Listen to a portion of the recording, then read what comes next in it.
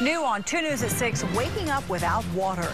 Many residents in Checotah started off the day without a drop. A major water line broke, and city officials blame the problem on hot, dry weather.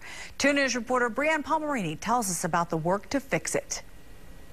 Downtown Checotah is back up and running now, but many storefronts started the day with closed signs. That's because the lack of water put a stop to business as usual.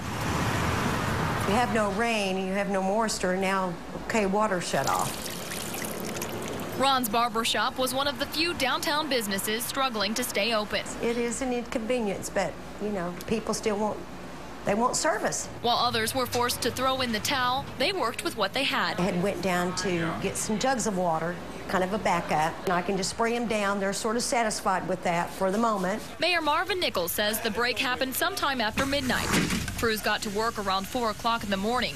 He says his phone was ringing off the hook. I think everybody in town's got my number. So. He says this isn't the first break of the season, but it is the worst. It's just the heat and the ground expanding and contracting. The deeper it gets, the drier it is, down further, and the land actually moves. This line serviced more than half the city, and it was more than 100 years old. He says there is some work scheduled to fix the old lines in town, but the budget doesn't allow for much. We will be replacing right at half a mile of old pipe, and later on with a step-by-step. There's no city can afford them all. Nichols says he hates to see businesses shuttered, but he says these breaks are not uncommon, just part of living in Oklahoma.